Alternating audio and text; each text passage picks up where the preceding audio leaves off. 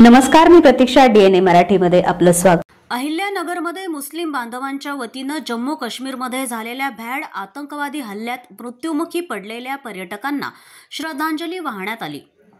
राष्ट्रपती महात्मा गांधी यांच्या पुतळ्यासमोर समस्त भारतीय प्रेमी मुस्लिम समाजानं मेणबत्ती लावून श्रद्धांजली वाहिली आणि आतंकवादी हल्ल्याचा निषेध जोरदार घोषणा देऊन केला.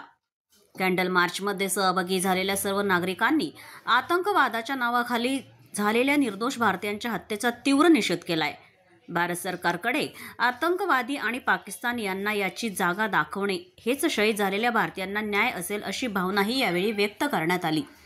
काश्मीर पहलगाम येथे अतिरेक्यांचा जो हल्ला झाला आहे त्याच्या निषेधार्थ आम्ही समस्त मुस्लिम समाज अहमदनगरच्या वतीने निषेध करण्यासाठी इथे जमा झालेलो आहेत. तसंच जे लोक शहीद झाले, जे भारतीय शहीद झालेत, त्यांना भावपूर्ण श्रद्धांजली देण्यासाठी आम्ही सगळे इथं जमा झालो आहेत. आम्ही समस्त भारतवासींच्या तर्फे भारत सरकारला विनंती करतो की जे अतिरेक्यांनी हल्ला केला आहे आणि जे लोक दोषी आहे त्यांच्यावर त्यांनी कठोर कारवाई करावी. तसंच जे लोकांनी या गोष्टी केलेल्या आहेत त्यांना त्यांची जागा दाखवावी आणि ज्या लोक शहीद झालेत त्यांना चांगलीतली चांगली मदत भारत सरकारने करावी अशी आम्ही त्यांना विनंती करतो.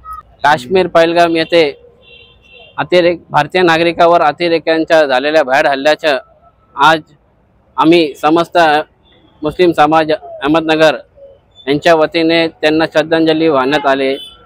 यावेळी आम्ही त्या शहीद झालेल्या जे नागरिक आहे सरकारना त्यांना एक अपील करतो की त्यांना एक मदत त्यांना एक द्यावी व जे अतिरेकी जे आहे त्यांना त्यांच्या घरात घुसून त्यांचा खात्मा करावा, एक आमची मुस्लिम समाजाच्या वतीने एक त्यांना मागणी आहे.